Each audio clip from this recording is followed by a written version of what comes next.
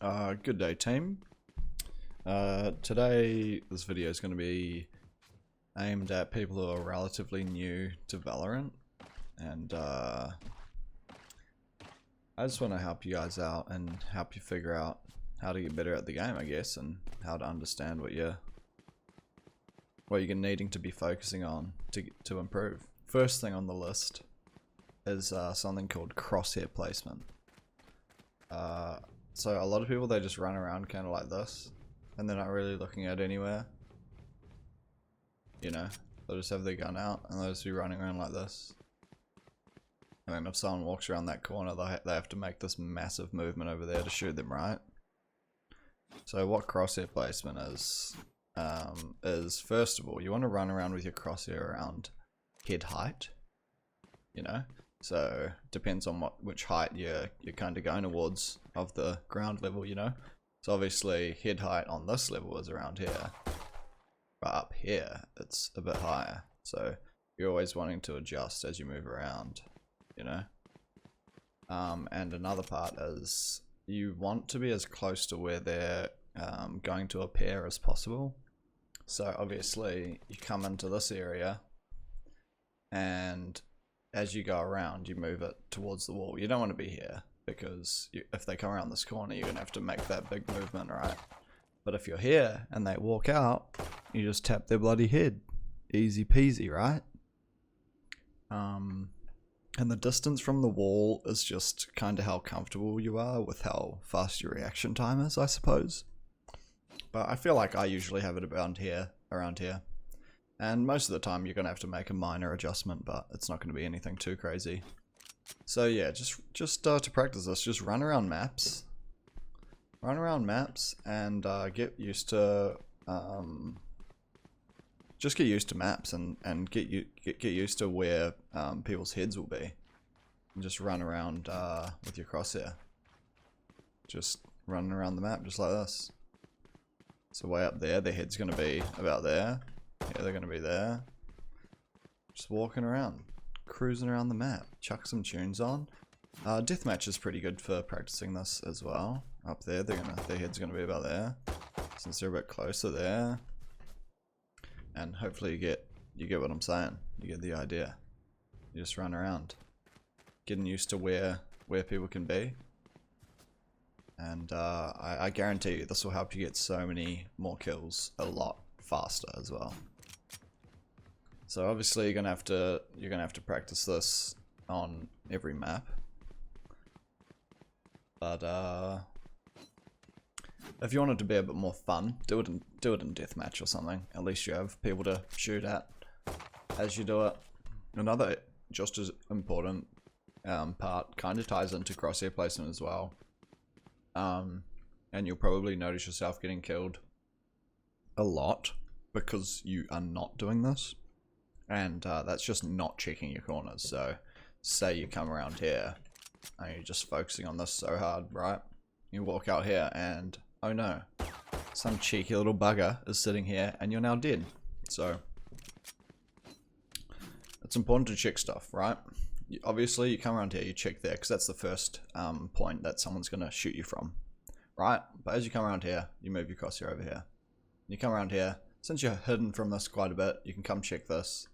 No one there, then you move on to the next spot. No one here, no one there, no one there, no one there, you know? And as you learn the maps, you know the good spots to check, predominantly. So yeah, it's just a very important thing of like every FPS game ever. Just to check like every bloody corner you possibly can. Because the one corner you don't check is honestly probably gonna be where you die from. So yeah, just keep that in mind. Checking corners, checking even the most annoying ones.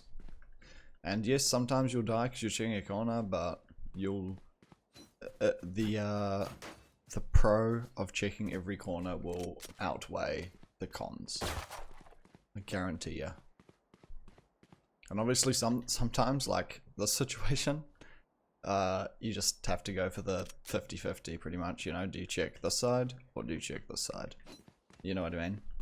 Not just specifically on this map in this specific area, but there's a lot of times where you can't eliminate each corner one by one, like right here as well. You know, you have to be open to both of these spots at the same time. So, you know, it's a tough one. It's a tough one, but you'll figure out. You'll get an idea. You know, you pay attention to sounds and other things like that, and you'll have a better idea of which side someone's going to be at and things like that. Another thing that's important is learning the map. Obviously, you're going to learn the map naturally as you play, but if you care enough, why not put in a little bit more effort and purposely trying to learn the map and the areas. So you can open the map by pressing M, and they're all named. They've all got their names everywhere, so you can just run around and see. You can see a little player character on the map. Obviously, some places don't get called what they're called in game, but this is definitely top mid. I would call it top mid, not mid top, but you know, it depends on who you're playing with and what region you're from and all those sorts of things. So a lot of people just call this catwalk and cat or short, or people don't call it mid catwalk because that's too long, obviously. People just call this mid, B main, A main, wine, those sorts of things. A lot of people, instead of saying rafters for like, people just know that if people say rafters, it means heaven. Heaven's probably the most common name for up above on bomb sites. So heaven, hell, that's what I'd call them. It's just short, quick words that tell people what you're talking about. So yeah, people would call this short more than cat, I feel.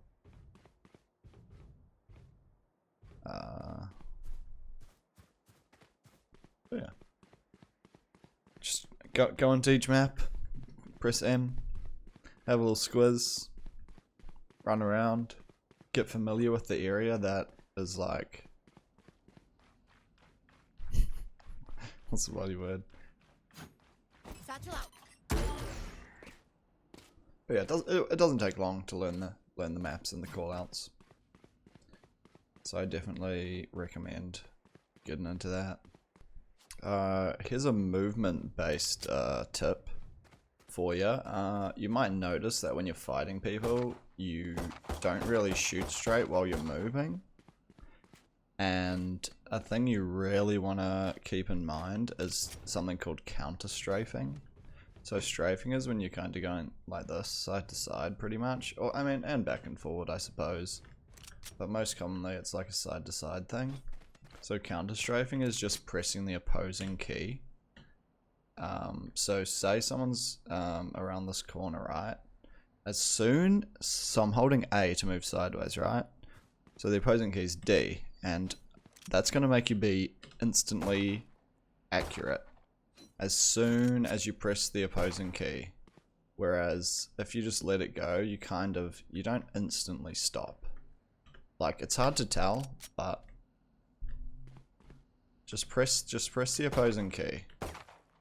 Same with running forward, just press S and then shoot. But that's definitely an important thing to work on. And on that topic, even when you're in a fight, it's good to be moving around a little bit. Just so you're not just sitting there going like this, because you're a very easy target if you're just standing still. And you can be just as accurate if you're counter-strafing each time you move, and it makes it a bit hard for the enemy to shoot you. Alright, a very, very, very, very important aspect of a game like Valorant is something called trading. Not buying and selling things. It's when you have a teammate who's near you and they're about to fight someone or they're fighting someone, you need to be very ready. If they die, you need to peek straight away as soon as possible and try to get the kill on the guy who killed your friend, because that is so even, and it balances the it balances the teams, right? Someone kills your teammate who's right beside you, they have an advantage because it's 5v4. But if you instantly can get that kill back, it's back to being an even game. So try your very best. Try your very, very best, because and if you take too long, you're not going to catch them by surprise, right? Because say they've just sprayed a whole clip at your friend right here, and they got to reload. If you peek as soon as that person dies, or like a split second afterwards, they're not going to expect you most of the time. So hopefully you'll be able to catch them reloading their gun, and you'll have a free kill, or they're not going to have many bullets left in their clip, and you should hopefully be able to destroy them.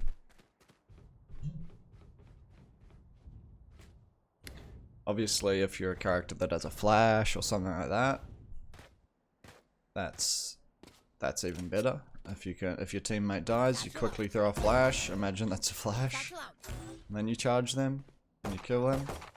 And also, if you're on, you know, you don't have to get too cocky with it. If you kill the guy, you can just fall back. You know, you're happy. Things are back to business. Here's a little bit more of a more intermediate skill, but it's a thing called faking the defuse or plant. So what happens is, say you have the spike, and you have a feeling that someone's close by ready to peek you once you start planting the bomb. So you'll start planting the spike, and then what you want to do is pull your gun back out. You don't want to make noise, right? You want to hold shift so you don't make noise, so they don't know that you're not planting anymore. Obviously, they still can know because the audio for the spike planting won't continue, but a lot of people will peek straight away, and if you're ready and fast enough, you'll be able to catch them off guard because they'll expect you to be, you know, they expect you to have the spike out. So, and same goes for fake diffusing. For example, if the spike's here and you start diffusing just for a little bit, you start diffusing, you pull your gun back out, you hold shift, which is very important. I see a lot of people, they fake the bomb and then they'll walk, and then anyone with a brain can hear these footsteps and they know you're not diffusing anymore. So why would they peek? Right? So very important to hold shift so you don't make sound, and then you can check out, see if anyone's going to peek you, and then hopefully kill them and defuse the bomb successfully. A very useful thing to do with sound is on your minimap in the top left, you can see this circle that's around my player character. That's how far away people can hear you from. And sound is very important in a game like Valorant, because you can get a lot of information from that. You can gauge how many people are coming towards you. You can tell if people are running away. You can see where they're headed, stuff like that. So it's very important to keep an eye on the map and just to see how far away people can hear you from in certain situations, depending on what you're trying to do. You know, so someone can literally hear me from up here. They can hear me pushing, and if they hear these footsteps, they can peek out, they can flash, and they can peek me and kill me, and I won't, you know, if they shift walk and peek that because they've heard me and I don't hear them, they're going to have a bit of an advantage. So it's very important. Obviously it's very situational. Sometimes you have to make noise because the time's running out, you need to defuse the bomb or plant the bomb or anything like that. But just keep in mind how far away people can hear you moving from in this game. And just glance top left. See how, this is what I commonly do. I peek the top left while I'm running around, and say if I'm retaking a bomb site, right? I just have a look at that. I can see where I can run from, you know?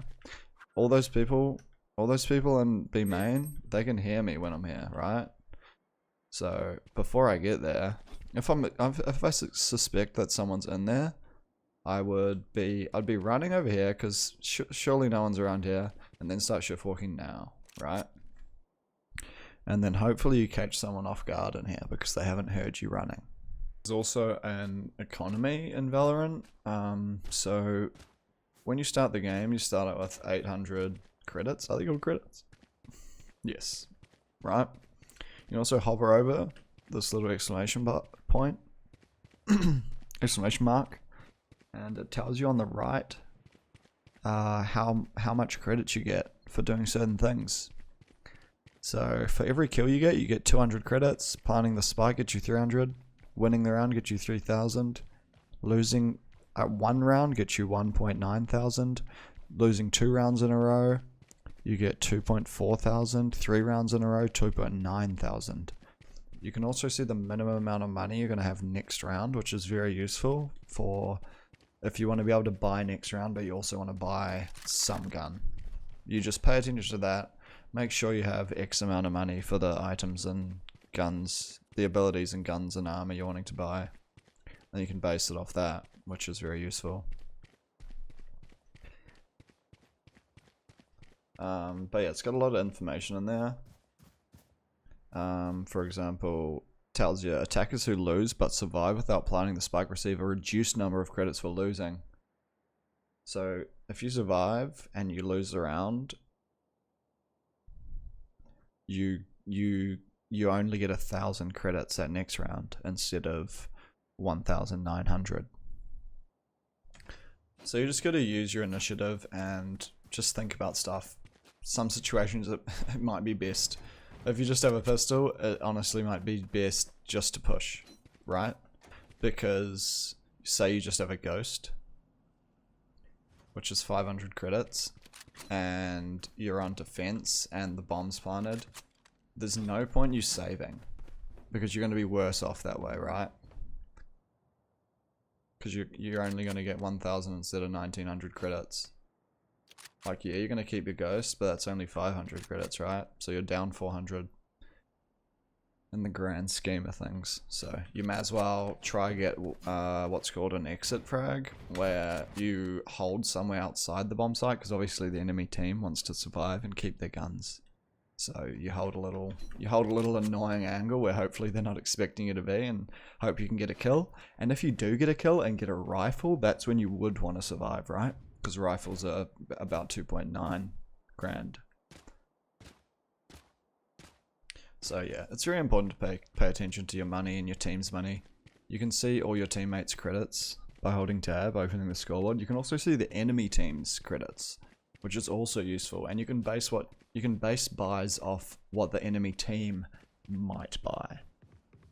So if the enemy team can't buy, if the enemy team can only buy pistols or SMGs, you know, you'll play differently based on that. You'll play further back, right? Because you have a rifle.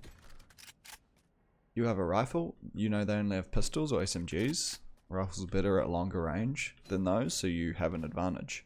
But if you're playing with a rifle up close, the SMGs and the pistols are much more powerful than they are at a distance. So I know it's a bit of stuff to think about, but over time it'll be natural. It'll be automatic.